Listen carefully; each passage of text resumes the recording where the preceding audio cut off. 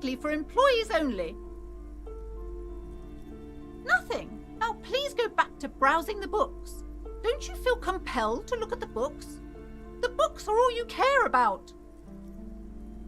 She speaks almost as if she's trying to put a spell on you, urging you to buy more books. Oddly enough, the more she tries to draw you away from the curtains, the more alluring they become. You see some kind of charm, an irregular polyhedron assembled from bones, sticks, and straw. Inside, a disturbing fish head with empty eye sockets stares at you. This is a traditional Seminese ward, meant to provide protection against ill luck, bad dreams, curses, and other supernatural scourges. Inhabitants of Île de Fantôme, the Seminine Islands down south. Aside from poking at it suspiciously, there is nothing else to do with the fishhead charm at this time. The curtains remain shut before you. Just as you're about to pull apart the curtains, the petrified voice of the shop owner cries out once more. Sir, don't touch that. I told you it's off limits for the customers. Parapsychologically speaking, we're done if you decide to open them. I won't be held responsible for the consequences. It's too dangerous. She looks away, mumbling. Why is everyone always messing with the curtains? Why can't they just buy books like normal people?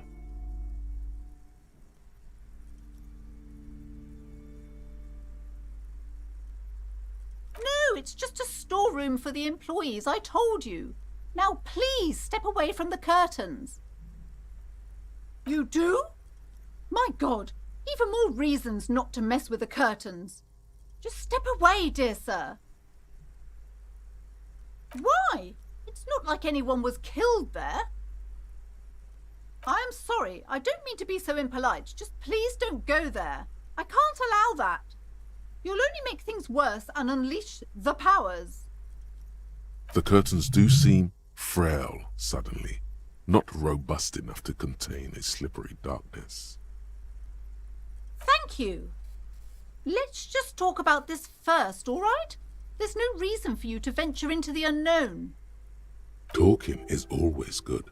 Go see what she has to say. The curtains, tattered with age and covered in dust, hang before you, as if taunting you. Hello again, esteemed officer, and welcome to Crime, Romance, and I already told you, it's just a storage room for employees. I don't understand why it's so important to you. Just let it go, officer. Go buy some goddamn books. You're supposed to be drawn to the books. She recites it like it's a poem, or like she's playing a role she's grown tired of. She's so tense, it's a miracle she hasn't snapped in half yet.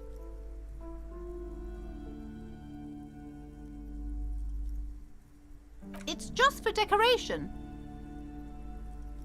Okay, fine. It's just because this place is cursed, just like everyone said. They don't call it the doomed commercial area for nothing. Are you happy now, officer? Happy that you've ruined everything? Host of hosts, she prays. Guard me and my honest business venture from the curse that lurks behind the curtains.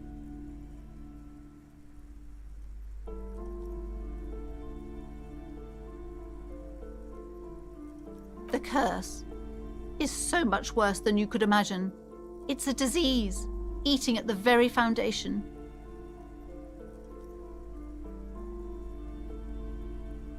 It's the curse of financial distress, of ruin and bankruptcy.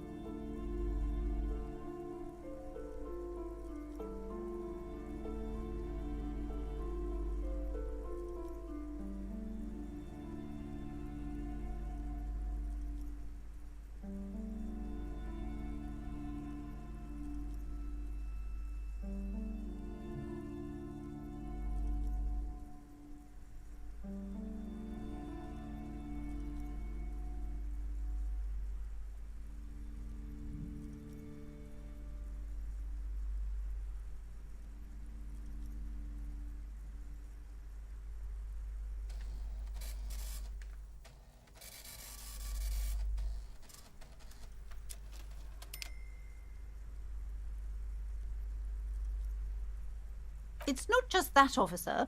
We're dealing with something supernatural here.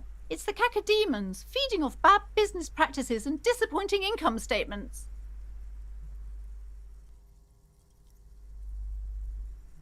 There's something wrong with this building, I can tell you. Ever since I arrived, I've sensed an eerie, lingering presence, as if I was unwanted here.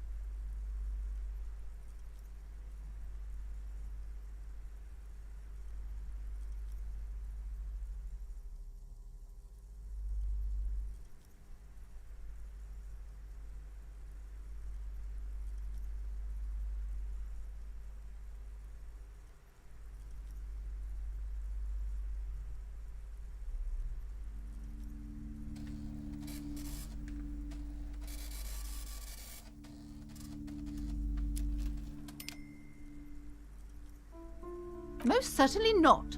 I don't want anyone who's not familiar with the psychic arts to get involved in this mess. My liege, do you know what this case calls for? A para-detective.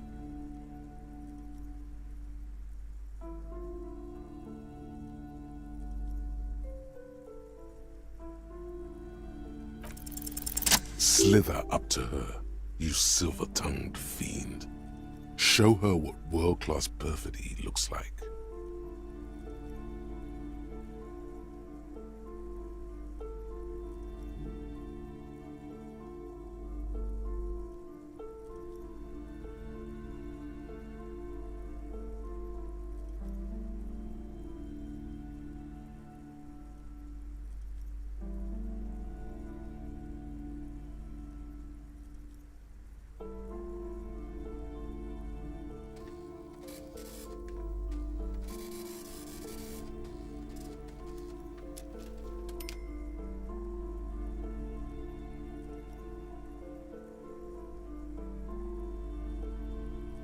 Are you sure?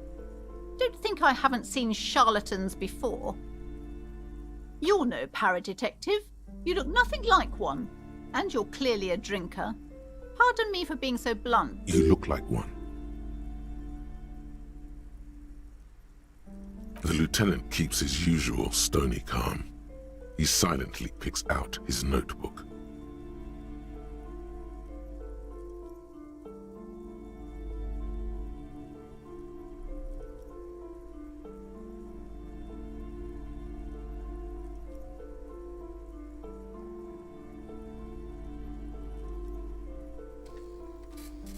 How do you know all this? Here we go.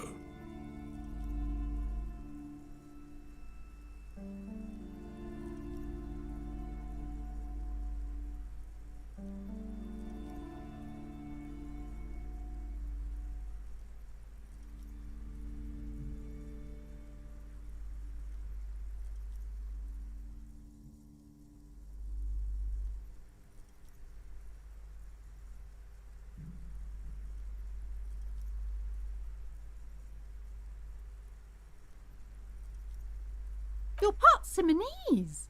Oh, it means our meeting couldn't have been mere chance.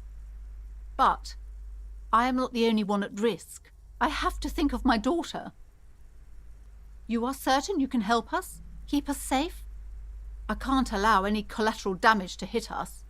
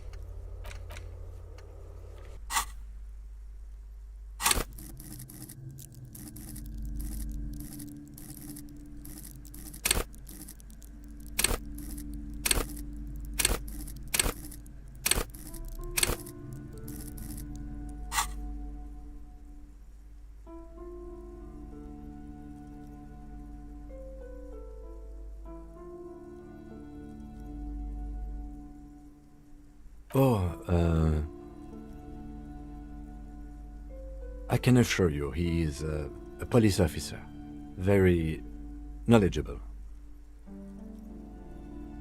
If If you promise, good officer, then you might be our last hope. Do you swear it?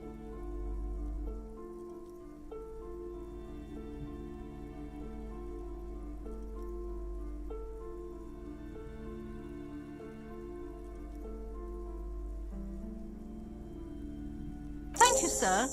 There's one more thing I haven't told you about yet. The entity. Do not act surprised. You know of these things, sire. You have? The entity takes the form of a woman, a witch probably. I've suspected that she must be connected to the curse ever since I first saw her. Did you know that she lives inside the chimney? Yes, that chimney is part of the building's central furnace, and it's enormous. She has barricaded herself behind some metal security curtains. God knows what she's doing there. Some unnatural magic, I assume. You should go find the entity and ask what happened to all the companies in the building. What is the source of this curse? Here's the key to the warded door behind the curtains. Take it.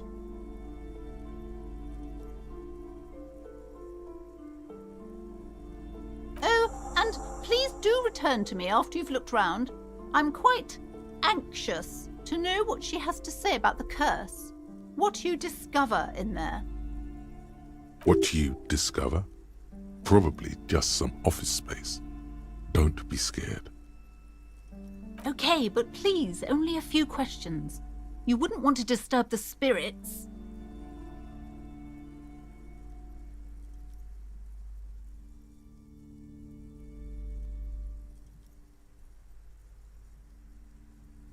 Yes, I've contacted numerous parapsychologists, and even a pair of Simonese mediators. The wards help to keep the doom at bay and protect us against the darkness that lies further in the building, even though now I fear it's not enough. It's not good to talk about the curse, not in detail. The negativism, it's dangerous. Talking about the void wraiths angers them. Wow. Void raves. You have new words. Oh, this? No, it's a special Himian amulet, blessed by desert pygmy shamans, with a spell of compulsion. It's to compel people to buy books. There are numerous spells cast throughout the store. I had the books anointed with a different inducement spell, for example. It's guaranteed to boost sales 15%.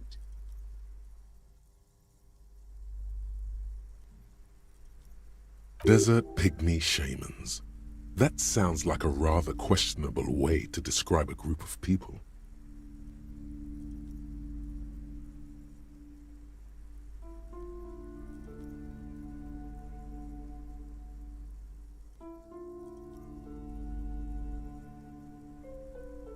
The woman looks aloof, her features much softer. Occasionally she glances at her daughter's silhouette.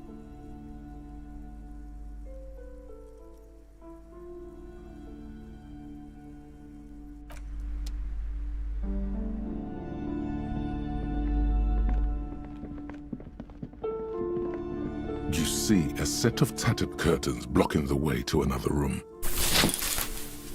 You see a dimly lit room full of dusty furniture and trash. A doorway stands in the back, covered in dozens of scary little Simonese wards, your shadow looming over it like an omen.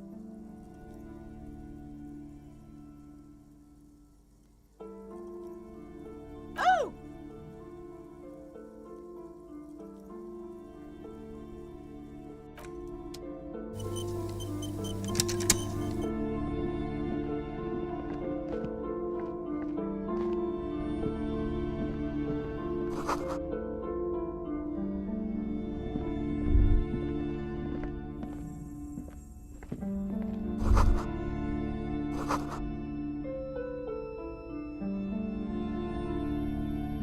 A heavy door with a missing handle stands before you, covered in dozens, if not hundreds, of Simonese trinkets and charms. It appears to be locked. Only an echo. No one is there. A hollowed-out, dark echo.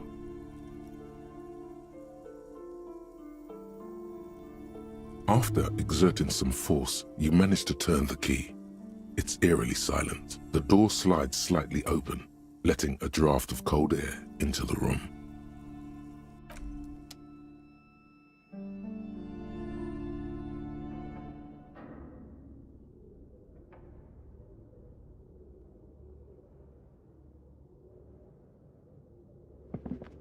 What is this place?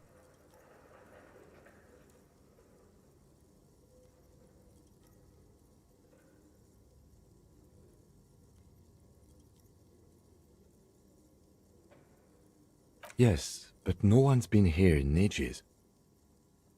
I doubt the electricity still works. Good thing we have a flashlight on us. Don't forget. Some specks of dust shimmer in a faint beam of daylight falling from the window. Other than that, the room is dark. An eerie feeling rises in your chest.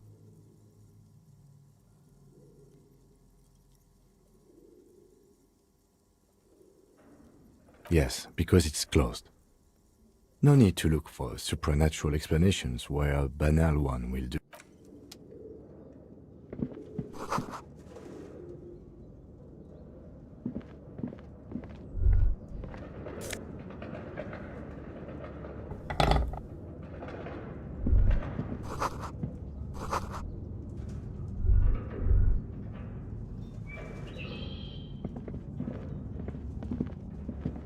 A barbell lies on the floor. The color has worn off its weight plates.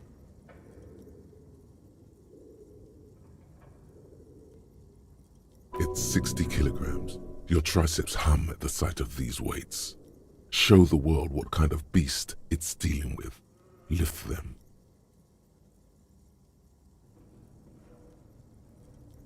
There are no collars on the barbell. This is a safety hazard.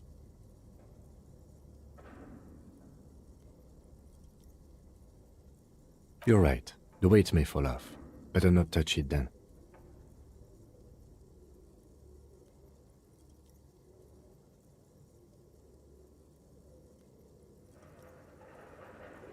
It would be a violation of EPIS safety regulations if the gym was still operating, but it isn't. No one's supposed to come here anymore.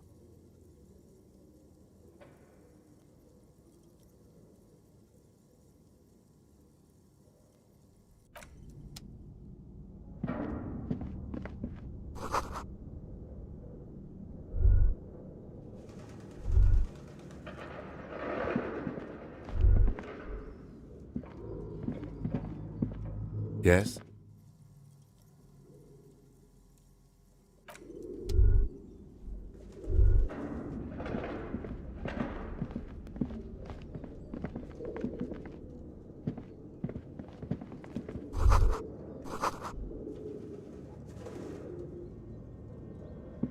It's dark.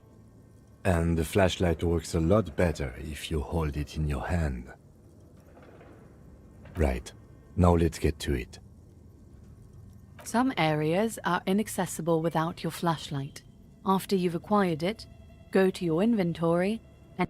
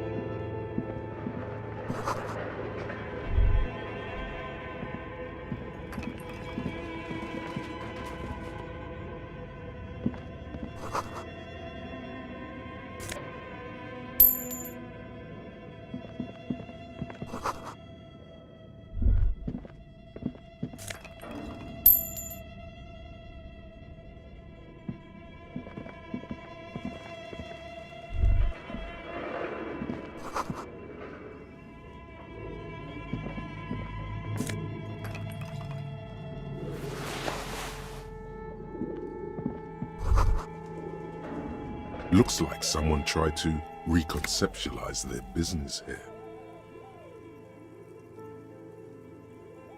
Look, the skis and rotor blades both bear the same Slipstream logo.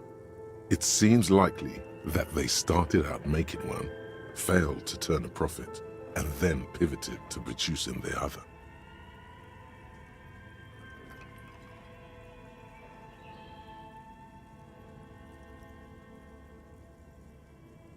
That's a good question.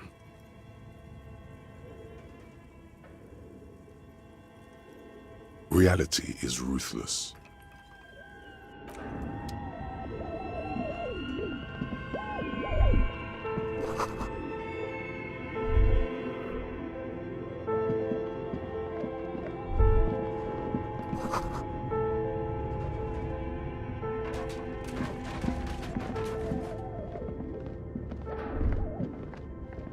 Your flashlight slides over an old green chalkboard covered in scribbles, sketches, and schemes like some ancient cave mural.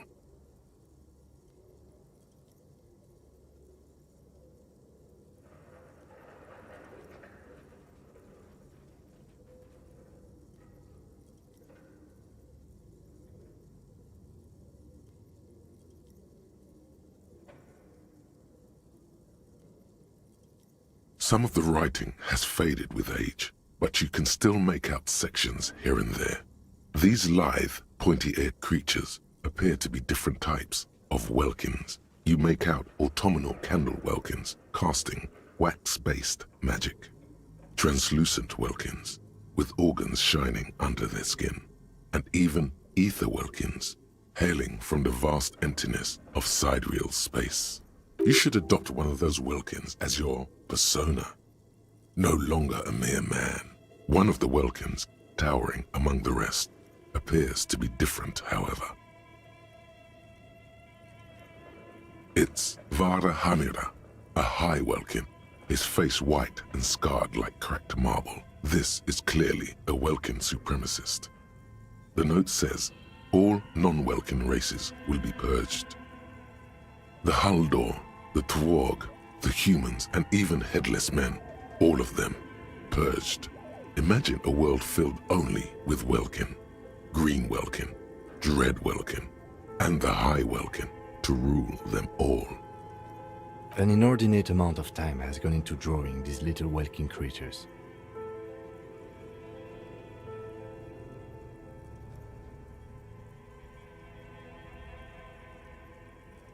Some people really like building a world, I think, even if it's just for a game. This looks like concept art for a project. It's not really real.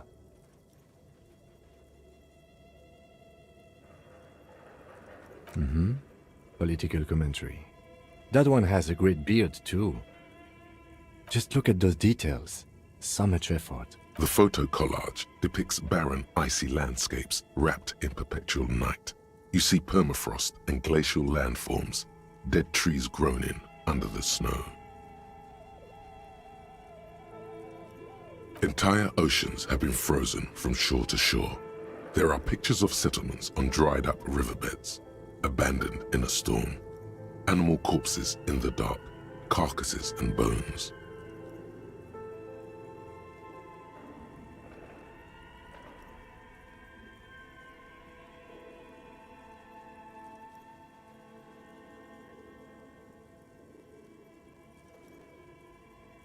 You see primitive oil rigs built into glaciers, boreal dvorg, yurts under the snow, great mammoth-like beasts of burden.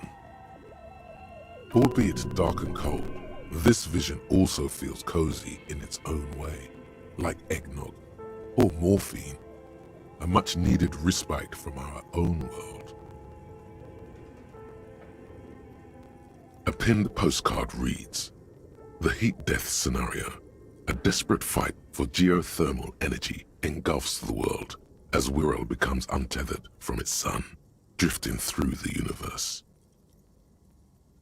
This is a monthly calendar from the year 50.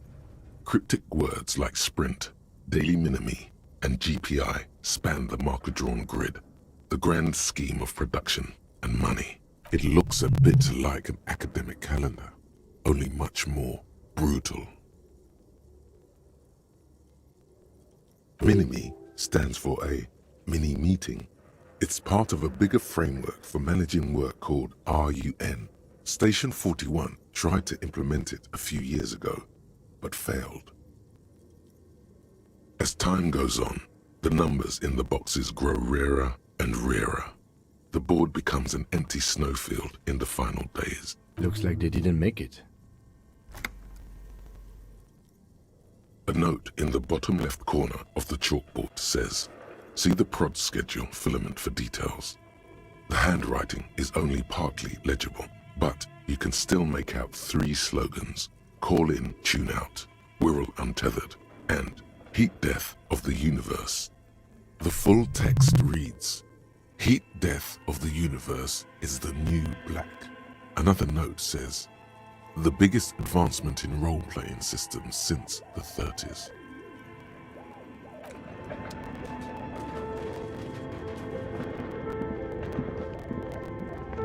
This appears to be some kind of machine with a cube-shaped heart and a wired framework. The keyboard has a rectangular on-off button. A piece of paper still hangs from the printer.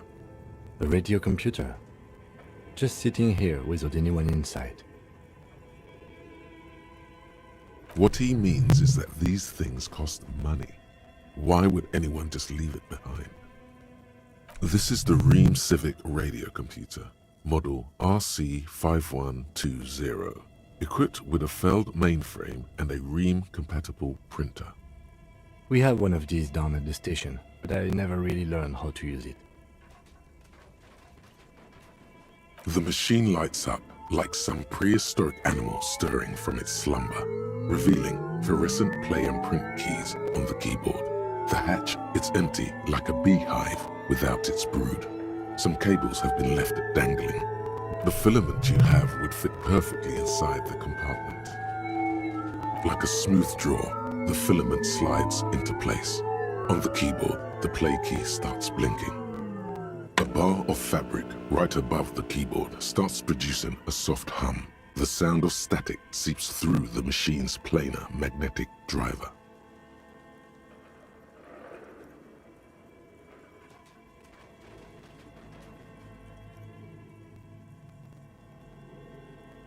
The static gets louder, slowly filling up the abandoned hall, until a voice speaks out, crackling and old, cutting into the air.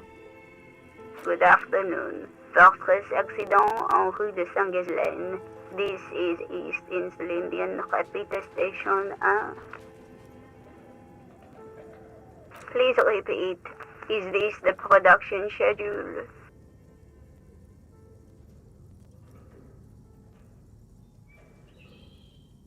The filament you have inserted into the reader. That was a question. Have you inserted it into the core? Good. Password. Of course it would have a password. That's why there's a human administrator involved. No. A hint system is not part of the protocol for repeater stations. Still no. I am contractually obliged to protect the privacy of the filament holder Fortress accident. Without filing a warrant with Lintel, I cannot give you access to this filament. I'm afraid we are not doing that. Now, can you please repeat the password? Received. I will register this login attempt. Don't worry. Passwords have a way of turning up. Fortress accident. Is there anything else I can do for you today? Fortress accident is the company on whose name the terminal you are currently using has been registered to. One moment. Fortress Accident SCA produces revolutionary interactive call-in radio games. That's what the catalog says. That's not bad. Any other questions? Yes, I am alive. I am 74 years old and my name is Yvonne. She repeats passwords. Programming people are all paranoid.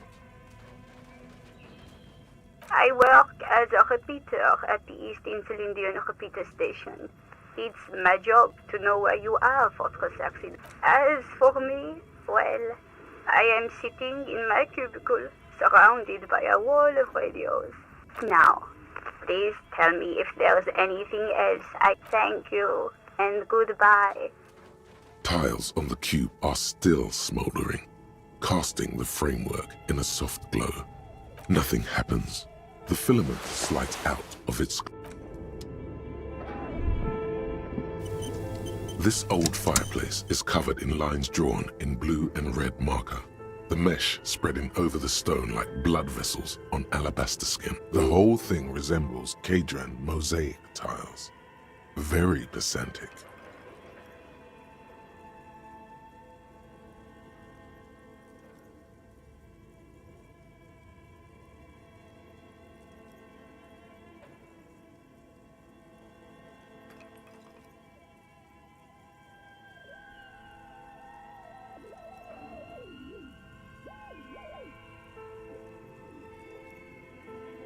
History classes, students with their textbooks open, studying the roots of our civilization. Those aquarelle blue tiles looked beautiful in the sun. Radio frequencies, it seems. UKV 123.6, UKV 123.7, UKV 123.9. Some written notes, too. Sparse and cryptic. Unclear. It looks like a cardiovascular system split into veins and capillaries. Very advanced.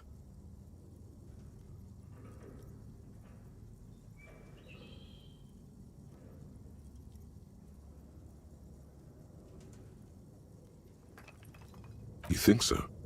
The web is comprised of radio stations, all lead back to one red heart, titled The Game Master Frequency.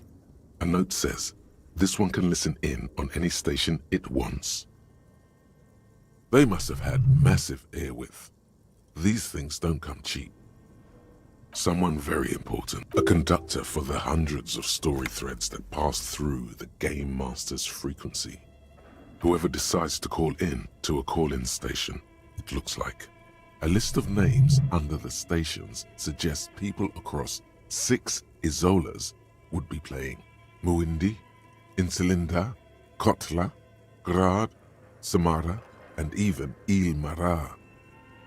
There's no way a little basement studio working here could pull anything like this off. My God, it's as if the less money they had, the more ambitious their project became.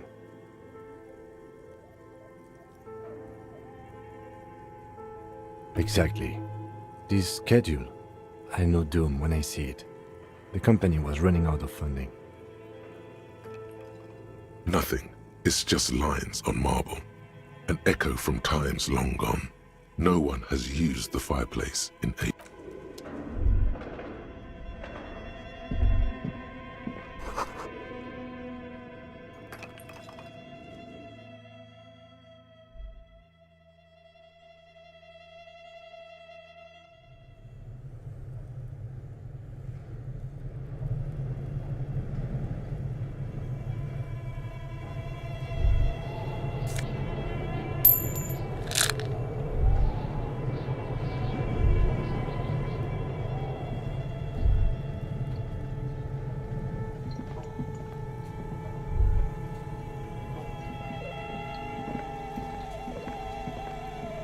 You see a terrifying ice bear with a strange compartment. The bear looks oddly realistic. Is it taxidermy? The lieutenant doesn't answer. His eyes are glued to the animal. A sharp slice of light shines out from its mysterious belly. A gust of freezing cold air rushes to greet you. You hear a low grumble as the bear regulates its... The lieutenant takes a peek inside. His hand has found the holster of his gun. Of course, just a giant ice bear-shaped fridge. Let's take a look inside. The shelves are empty. All you see are crumpled ice cream wrappers with the brand name, Revachol Ice City. A handwritten note has been attached to the door. The fridge is huge. You pocket the note and the little fridge magnets keeping it on the door. You've acquired an interactable item. Investigate this item further by going to the Interact tab in your inventory. A friendly cartoon bear smiles back at you from a glossy cellophane wrapper. The paper still smells of vanilla and chocolate. Good question. It looks like an ice cream fridge. I know. What an unfortunate marketing choice. What is even worse, the bear is still costing them money to this day. The fridge buzzes with energy. The electricity bill on this thing must...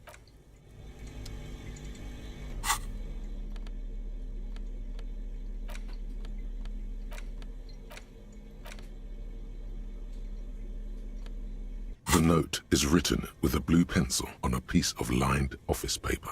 The kitchen... Does it say anything interesting? This is tangential at best, but the lieutenant's detective instinct is still active. Someone has scribbled, S. I can't believe the off-site copy is still here. The illiterate ginger kid keeps stealing stuff from the studio, so I had to hide it somewhere safe. You'll find the filament memory with the off-site copy in the frozen ice cream maker. Please take it home, ASAP. It's important. I'd do it myself if I lived in a civilized place with a freezer. Take... Someone who owns a radio computer? My guess is as good as yours, officer. Which is to say, not very good. Really? You don't have a single guess? Oh, I'm sure that child would love to get his hands on the filament memory. Even if he doesn't know what to do with it, he'd probably try to pawn it for speed, based on our encounter. I don't know. I assume it's somewhere close to the ice bear fridge. It belongs inside a radio computer, storing its memory. It's like a tape. You listen to disco tapes, right? It's like one of your disco tapes. It's like the production schedule you found. Only this one's an off-site copy.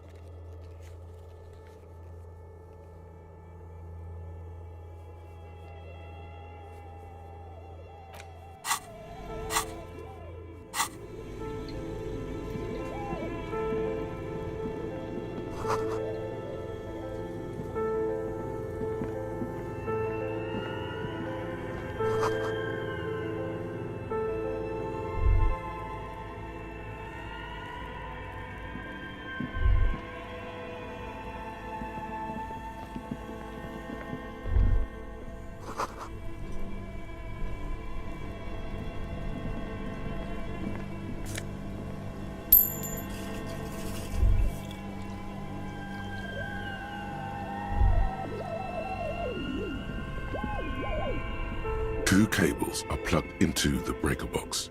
The red one leads to the ice bear fridge and the black one to the ice cream maker nearby. An electric sizzle. The room is slightly quieter now.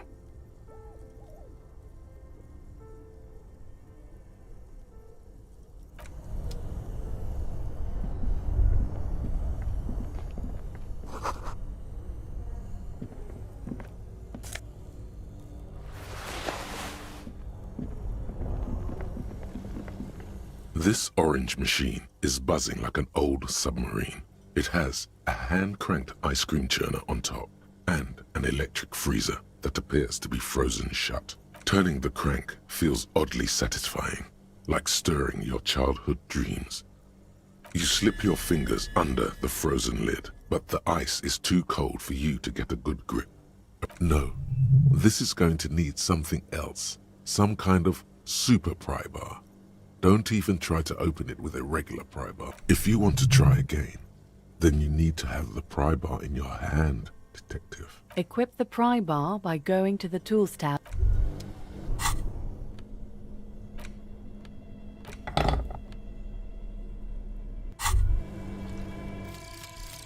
Lonesome, long way home.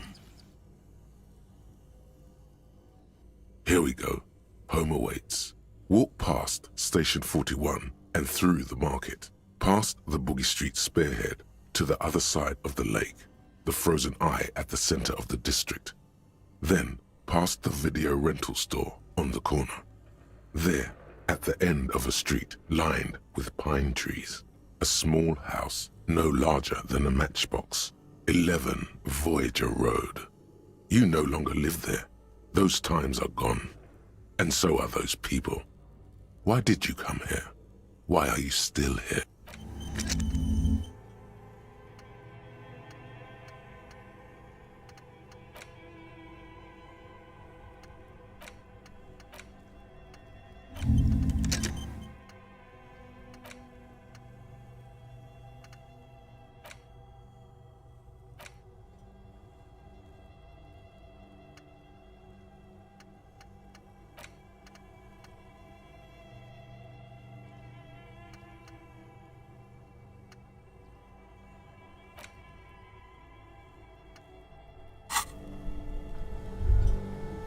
This orange machine is buzzing like an old submarine.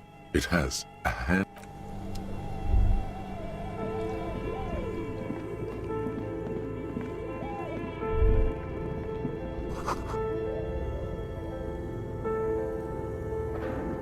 A thick layer of coal dust covers the furnace, coloring it pitch black.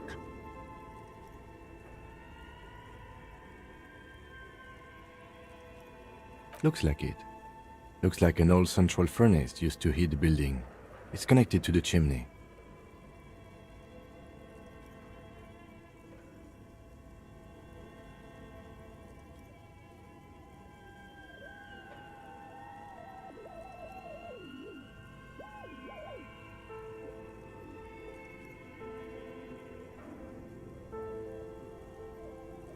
No one has used it in ages.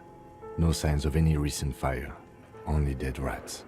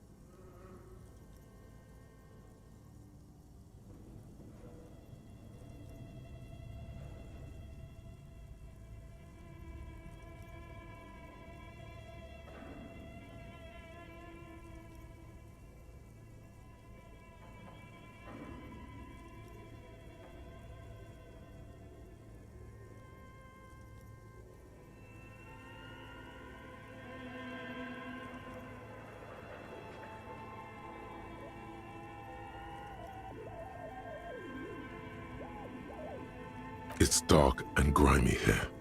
In the darkness you can hear chatter. The echo is so prominent, it's impossible to discern what... What are you doing? Wait, really? You should investigate, see if someone's upstairs.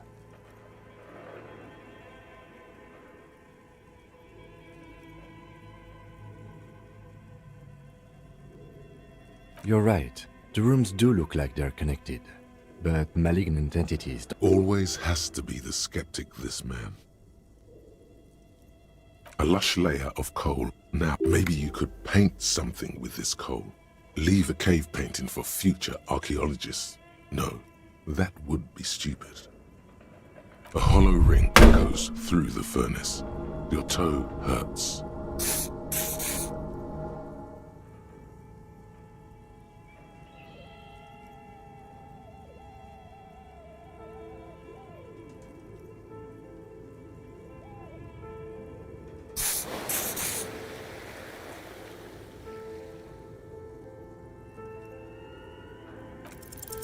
Something breaks loose in you. A mighty bellow echoes throughout the chimney's depths. The chatter of tiny voices above suddenly cease. Then,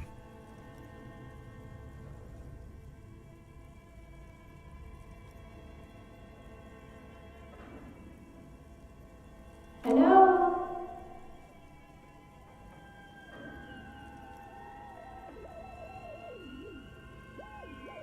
Hello? Did you say anything? I can't hear you. Please come upstairs. There's a safety curtain on the second floor. I'll open it. you hear a low rumble upstairs. The sound of a curtain being pulled aside. After you, officer.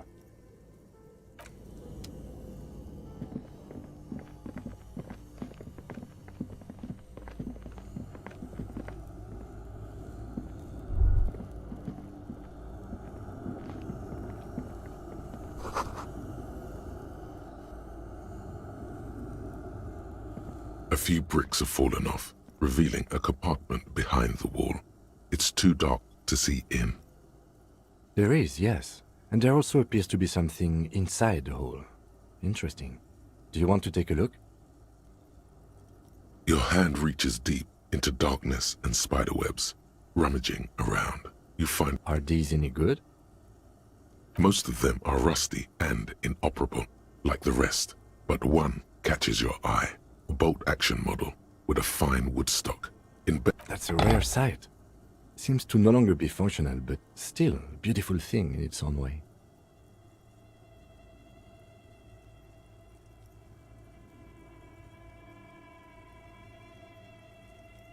It means there are firearms, albeit inoperable, still lying around in Martinez. It's an interesting coincidence, I would say. Might come in useful in the future. Seems like an old bunker from the revolutionary period. Look at all those rifles. Must be an old weapons cache.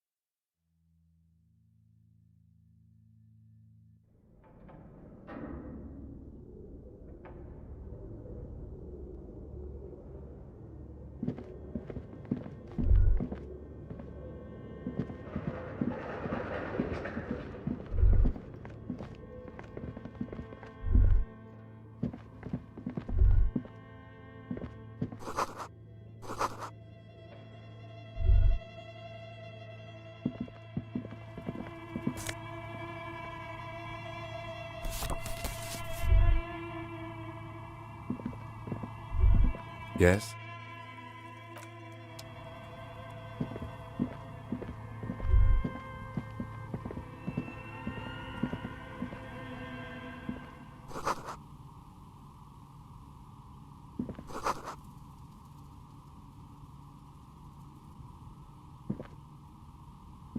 Hello, I'm Nia. Did you try knocking on my window? I must have missed you. I've been listening to my Milius. So what kind of die are you looking for? She's got a direct view to the backyard. You should interrogate her about the lynching. Yes, Amelia is like a call-in station. You need a two-way radio to access one. That's why I have these. Mostly, they just teach you to swear in different languages. But some of the stations can be quite interesting. I was so absorbed, I must have missed you knocking. I'm a novelty dice maker. Tell me the name of your role-playing system and I'll make the die you need. That's why you're here, yes? Very good. My rate is 10 real per set, unless you want something really unusual. Take a look around and see if there's any particular stone you want to use. It almost looks as if the stones and dice are a natural part of the room, growing out of the shells like stalagmites. No falsehoods are present. She's a novelty dice maker and doesn't have anything to hide. Ask what you need. How did I become one? It was a business decision. I was a regular jeweler at first, but that's an unfocused field.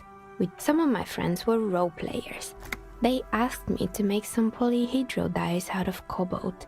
That was my first order. I grew it from there. Not especially.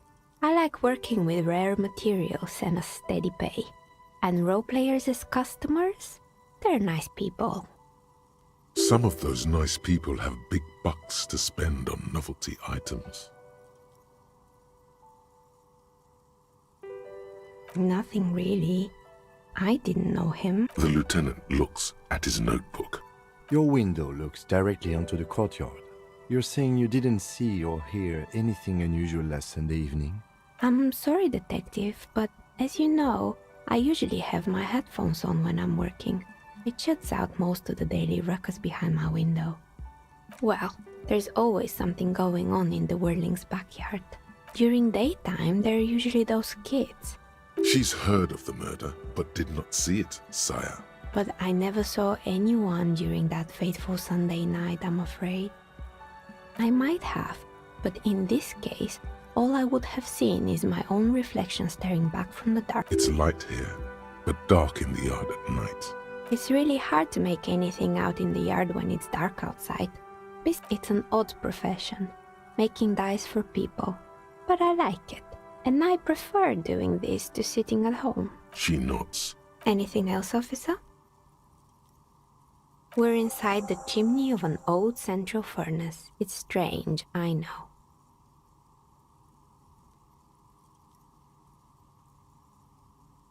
But when I arrived here, all the other rooms were taken, so I had to build myself a makeshift home. Besides, I don't really have to pay any rent here, so that's a plus. Creative. When she arrived here, there was no room anywhere else. She must have known the other businesses. More or less. Are you interested in anyone specific? Oh, quite a lot of them spring to mind. It wasn't merely a gym, it was Artemiteps Boxing Club, a community project created to steer at-risk youth away from drugs and crime. A kind man from Zemsk. I heard he had some trouble with the law when he was younger, and that's why he wanted to start the gym, as his way of giving back. Kuno. Who's Kuno?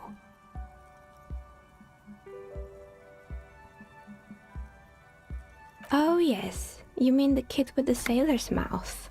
Yes, I've heard him yelling profanities in the backyard. I think it would take more than a gym to help that kid. It didn't. If anything, it made the youth situation in Martinez even worse. At some point, someone started a rumor that the punching bag downstairs was full of amphetamines. It's not really full of that. No one would store their drugs like that. Eventually, the coalition took away the funding and the club went bankrupt. This was a few years ago. It's gotten much more peaceful around the plaza ever since. Yes, I think it was called Androgynous Orlando or something similar. They weren't a big hit around here. Turns out that working class men don't like genderless haircuts. They're scared of that word.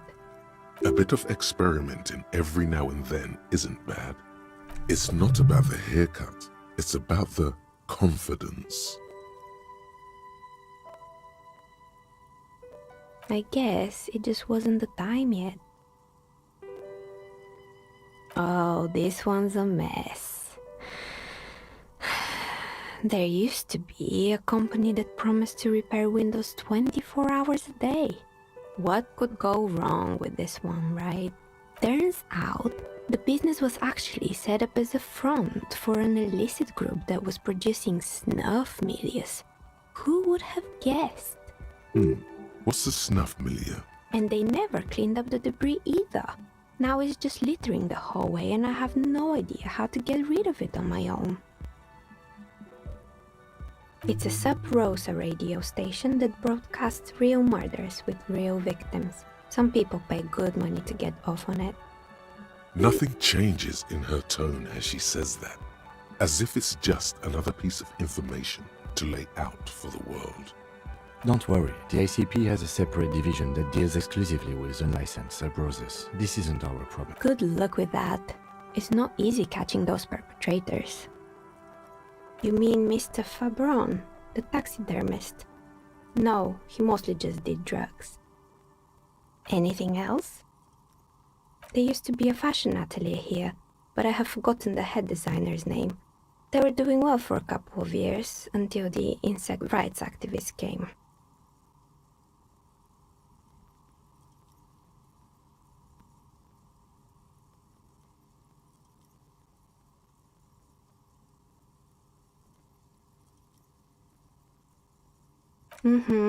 The atelier produced a certain collection that used chitin among the materials. And you know how all kinds of political movements are big in the Occident. The activists shut down the biggest chitin supplier, which of course caused the price to skyrocket.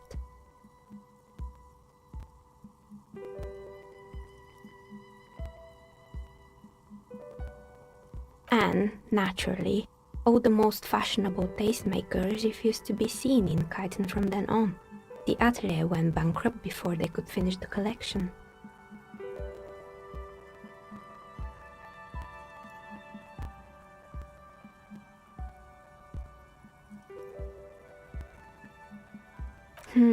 Really?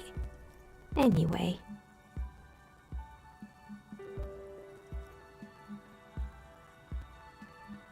They were made by a company called Slipstream. After they pivoted from making rotor blades to skis, their chief executive took off on a vacation with all their money.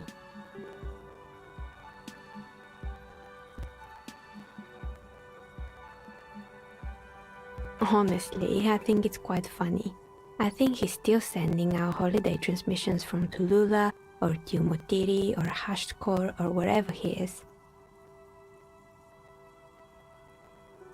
Sure, it's illegal, but it's not exactly anything extraordinary in business. Besides, Slipstream is history now. All their remaining assets got seized by the bailiffs in 47. I have no idea why those skis and blades are still lying around. They were just props. Why return them? Maybe you could make a sword out of one. No, wait, forget it. Fortress Accident, the radio game studio. They were an interesting bunch. We talked about role-playing systems every now and then. Once, I even saw two of them get into fisticuffs over... That's understandable. Fantasies are serious things. The mind is the drawing board of history. They certainly took their work very seriously, even if they seemed to be chronically liberal with their schedules. The usual, they ran out of money and couldn't get the project done on time. Well, I did hear them talking at times. They seemed to believe they were historical individuals on some grand quest. She sounds almost mocking when she says that. Yes, but when the money started to run out, they just began to complain a lot about capitalism. You know, how the markets are rigged to keep out new businesses and so on. In the end, they just didn't get it done. They didn't have enough willpower to produce something truly historic, and to show up to work on time.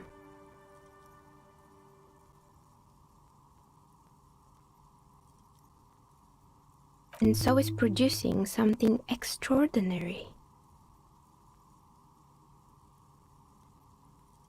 Anything else?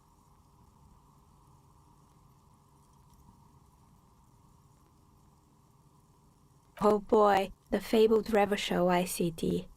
You're in for a treat here.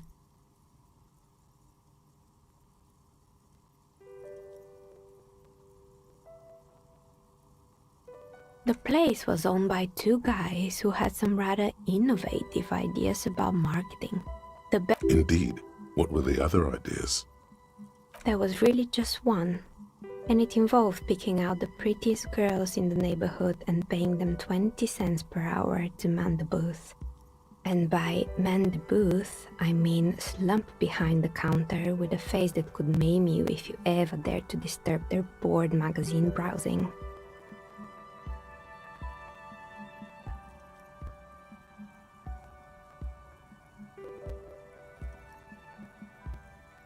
Fritta does the same thing.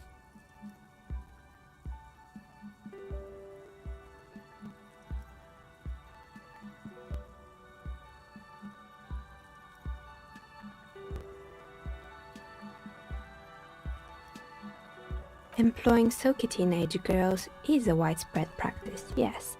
Unfortunately, they always come in packs. I'm talking about acne-ridden girlfriends and gorilla-like boyfriends, and they already had the bear. The bear. Of course not. The bear was terrifying. No one wants ice cream guarded by a hostile apex predator. To make matters worse, the fridge didn't work too well. Eventually, Ravishell ICT lost the price war to its rival, Class A 5000. Class A 5000 sold caramel sundaes for only 5 cents a piece, out of regular fridges. Maybe, because the taxidermist who made the bear definitely wasn't doing his job. He said that the bear was his vision beast. He said he met his vision beast while high on desiccants. Called it Megatherion. Sounds cool. Megatherion. A mega wild beast.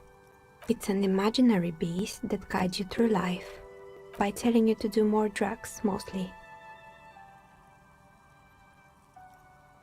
Very good. You shouldn't do them. You're a police officer after all. Anyway, now you know the story of the fallen ice cream empire. Little sparkling embers under the window. Anything else? Another failed business, perhaps? Oh, right. I hope you didn't try to ring me. I think none of those doorbells work, including mine. I'm still in the middle of connecting the wires. Sorry about the confusion. The doorbell with the empty name card must belong to her then. That's right. I haven't even written my name there. As I said, it's quite useless right now. You could say so. Both houses were built at the same time and under the East Delta Commerce Center project. That explains why you can call the whirling from the intercom, albeit I doubt that anyone responds. If the whirling is part of the same building, then it's part of the doomed commercial area. Right. It used to be a gaming arcade. This is an ancient failure, before my time. I'm not surprised, however. My advice? Don't base your business on a fad. Hypnotism, floriography, trick-track, especially pinball. Agreed. Pinball is the worst. It can't be true. They don't work here anymore. They've been gone for years. Are you sure it was Slipstream SEA? Was it a woman? Maybe it was Plaisance from the bookstore. Tricentennial Electrics? It used to be a major electric company 100 years ago. Are you sure it wasn't just some kids playing a prank on you? It was too real to be just a prank. Either we're dealing with a professional actress, or whatever happened, keep your cool.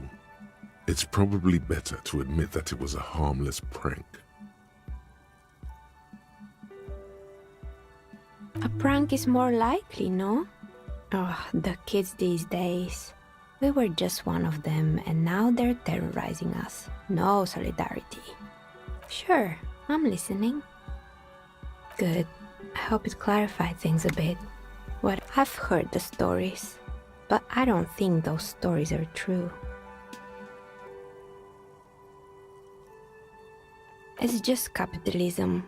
We only hear about tales of success, so it's often surprising to realize how many ventures actually fail. Plaisance, the bookshop lady? I've heard that her business is doing rather well. Have the energy spared her somehow?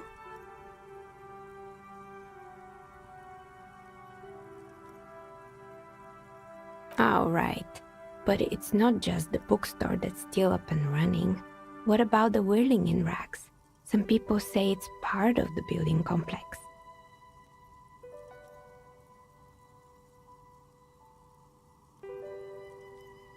And then there is me. I've been here for 14 years, selling novelty dice to role-playing enthusiasts. Not exactly a million-real business idea, yet Maybe it's just because she's so talented that she's been able to woo the curse.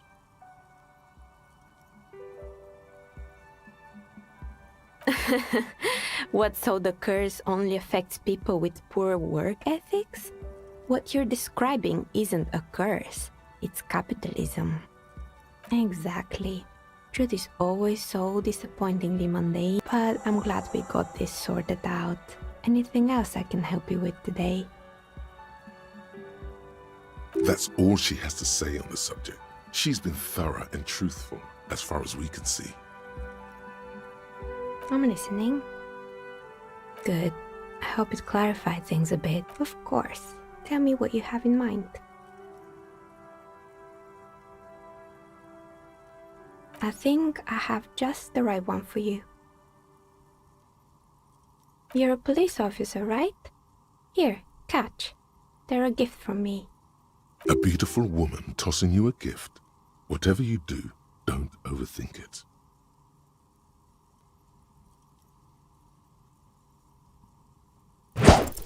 Mr. Smooth Moves. You snatch the dice out of the air with one hand, just like you're in a movie.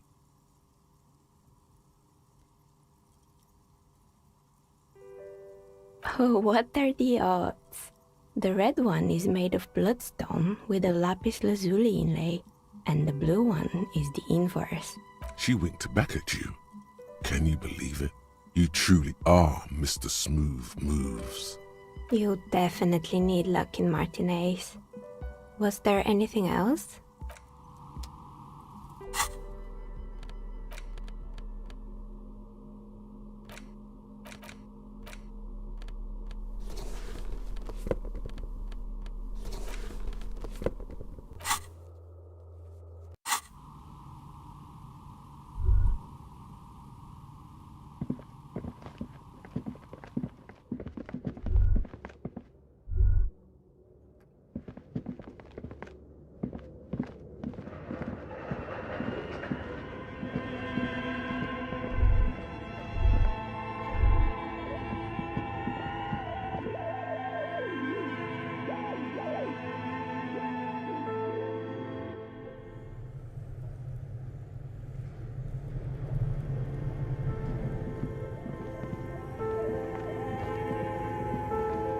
A thick layer of coal dust covers the furnace, coloring it pitch black.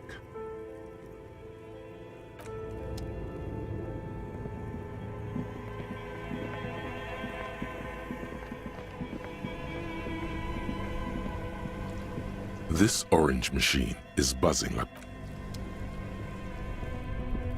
Only the black, something close to you, died. Why did you do that?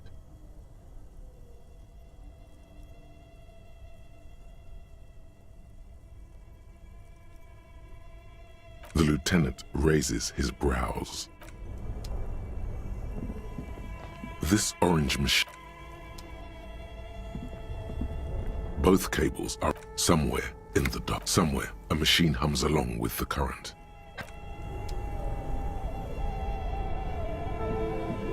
This orange machine is turning the crank feels oddly satisfying, like stirring your childhood.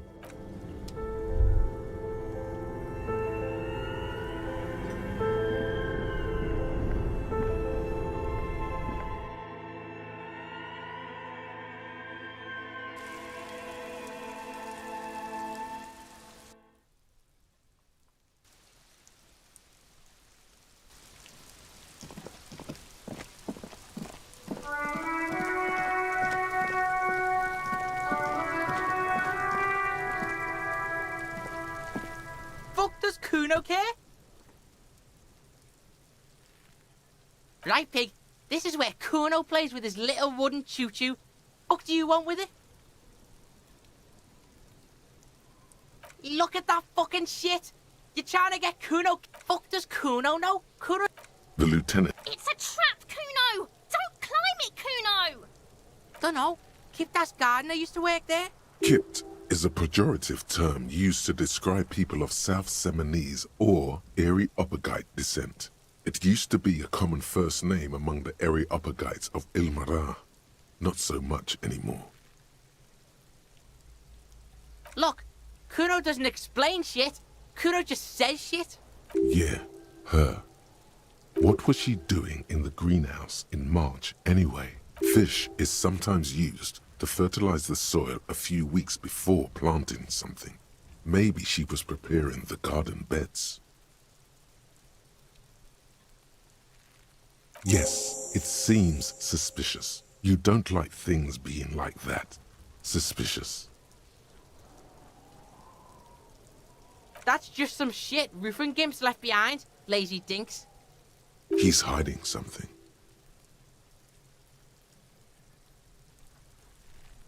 Of course, sire. Better not anger the Kuno with this silliness. Yeah, whatever. Kuno doesn't give a shit. The fuck about it? Your test. Get lost! Yeah? The kingdom of... Yeah, whatever. Kuno doesn't give a shit. Kuno doesn't... I'll die before I squeal, pig. I come from the woods, good Davidu. You don't want to go there with me. Don't be traumatizing here. I'll die before I squeal, pig. What's this kid shit? Fucking mind games. Get the fuck out of here. So it's a girl. Interesting.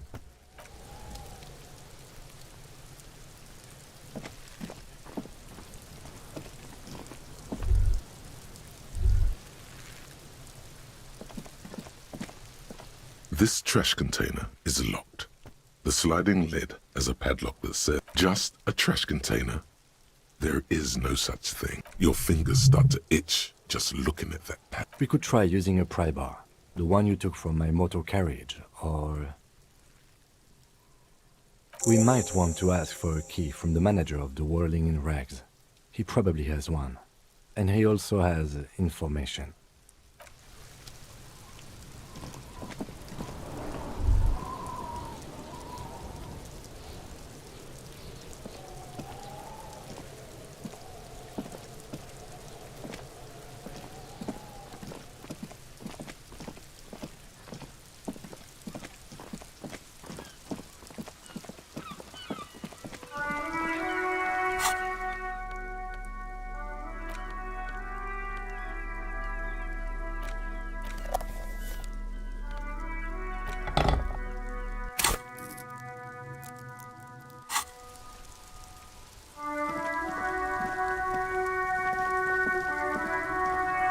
Hello again, officer.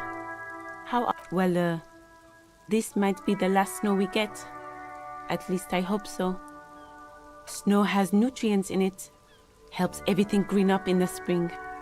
At least that's what my grandma always told me. Yes, think about the cute grandma, not the weird Snow. A bit much? What are you talking about? That's what my grandma told me, okay? She feels interrogated now. Relax, miss. This is not an interrogation. We are just checking some facts. Nitrogen and sulfur mostly. And whatever factories and aerostatics exhale too, I guess.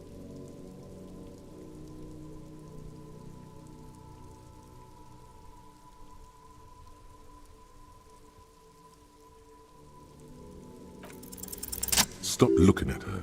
Look around. What do you see?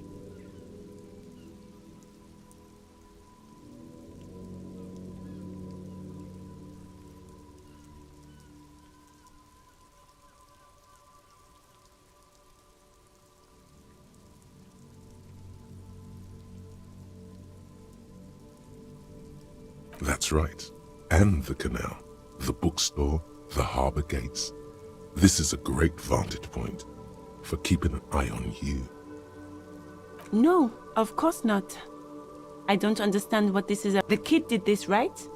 The red-haired rat? Can't say a sentence without or kipped. He's always giving me trouble. Maybe you shouldn't be. I mean, you do your job, but that... You've been resting here for quite a while, haven't you? Yes, I'm tired. I understand. The RCM isn't welcome here, and the locals want to keep an eye on us.